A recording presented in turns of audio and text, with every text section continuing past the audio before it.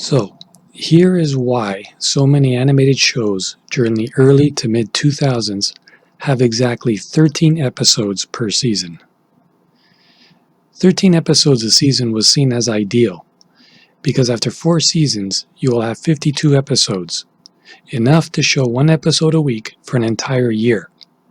So 13 and 26 episodes by seasons, being 1/4 of the weeks in a year, are common. So another question was, well, what about when it gets a 5th season then? Are they now just showing one episode a week in a year plus an additional 13 weeks? If your show gets renewed for a 5th season, you're going to start marketing it heavier because you're starting to have a cultural phenomena, building up a backlog to air multiple episodes a day, frequently. You don't normally see one episode of Friends on TV.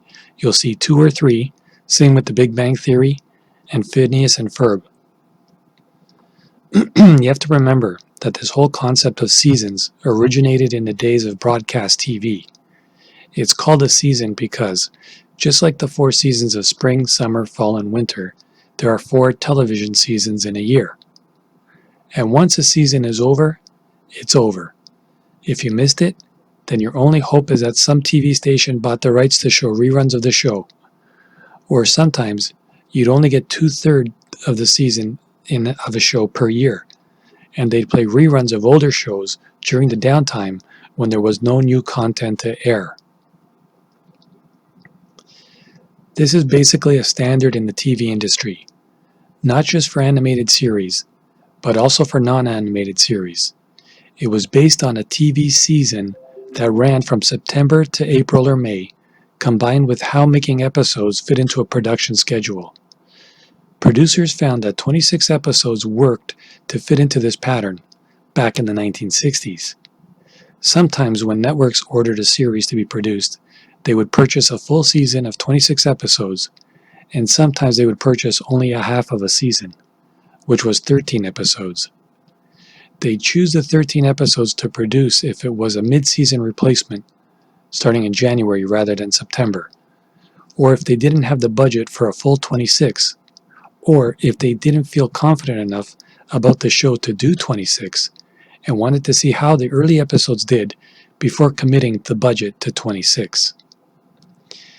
Then as production values went up over the decades, particularly in the 1990s, it became more difficult to do 26 episodes in the allotted time, so this gradually shortened until 22 episodes per season became the norm.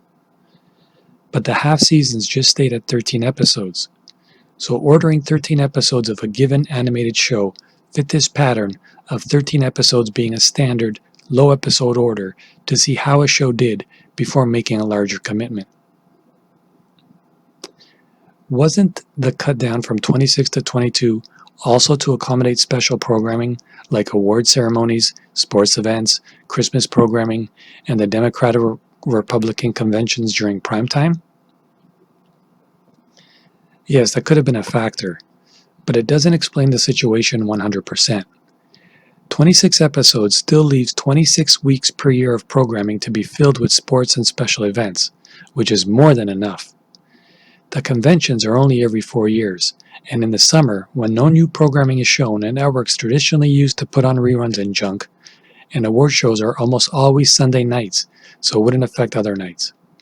Sports are definitely going to affect programming.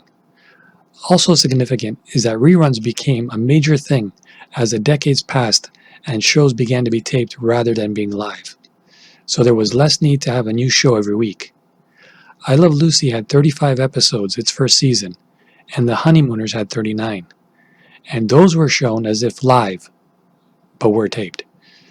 By the time they started routinely filming shows for later broadcast, so they could be aired multiple times, the number of episodes in a season had gone down by 10 or more. Stars don't want to work that hard. One of the top shows of the 40s and 50s was The Goldbergs, which they didn't tape. They performed it live twice per episode, once for East Coast and once for West Coast. And the star, Gertrude Berg, wrote almost all of the episodes as well, which sounds exhausting. They did 40 plus per year. You can imagine how taxing that was, so naturally, if they could decrease that, they were gonna. Never worked in television, but have done scheduling out the wazoo since the turn of the century as an educator, writer, and manager.